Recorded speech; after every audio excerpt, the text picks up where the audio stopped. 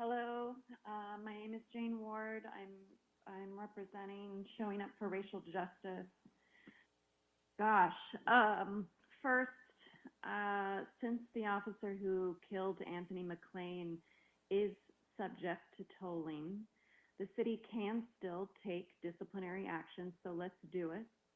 If the city needs to direct Steve Mermel and risk a lawsuit, so be it.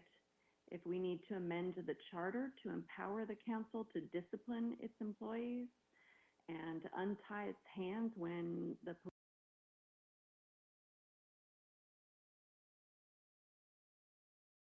police kill its residents, then maybe that's the next step.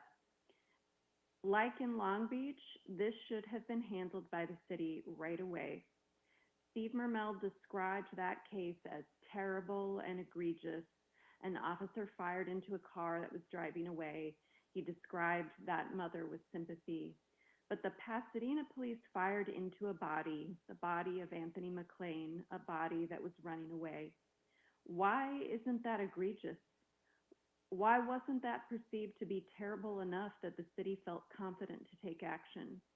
Because like Councilmember Hampton said, it was Chief Perez and Steve Mermel's opinion that Anthony McLean's murder wasn't egregious enough. Anthony McLean's life didn't matter enough.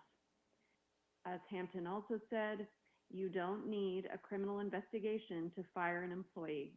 Fire the employee who killed someone who was running for their life. Fire that employee. I also want to flag a dynamic that unfolded at this meeting. For an hour, we were told that this was a general meeting about officer-involved shooting procedures. So the council and the city manager were going to speak in vague generalities. But I'm grateful that it became clear that we're all here because One we minute have left. a concrete case involved shooting of a beloved community member who was shot while running for his life.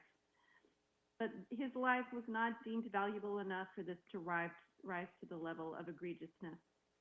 You also know that when we talk about evidence, we need to talk about whose hands collected that evidence and what they do with it.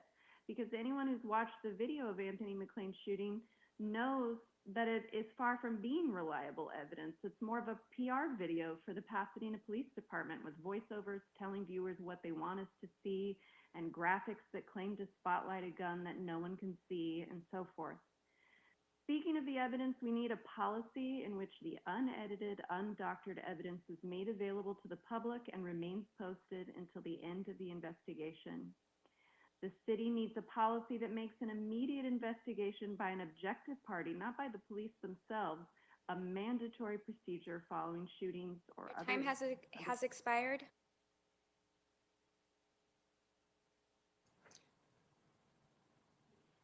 Next speaker. Kat Ross, followed by Hiram Cormier Jr.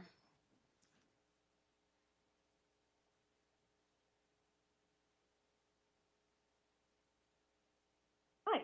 The City Council should instruct the city manager to create a policy for the immediate public release of unedited evidence within 24 hours of an incident of excessive force and keep up the evidence posted until the case is closed. The City Council should instruct the city manager to create a policy for an immediate investigation by an objective party, not the police. It sounds like the current procedures, the investigators rely on other agencies, like the DA, to fully investigate. So decisions cannot be made for years.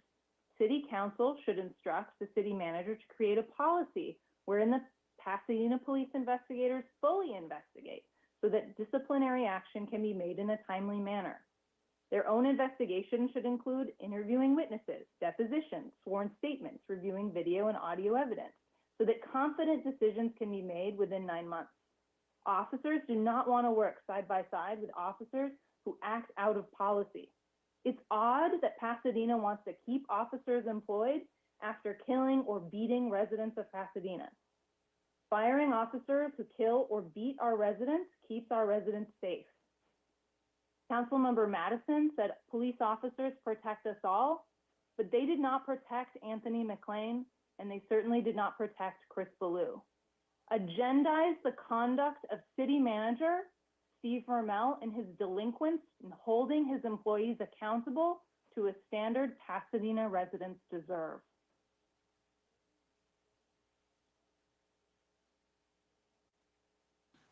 Thank you, Ms. Ross. Next speaker. Hiram Cormier Jr.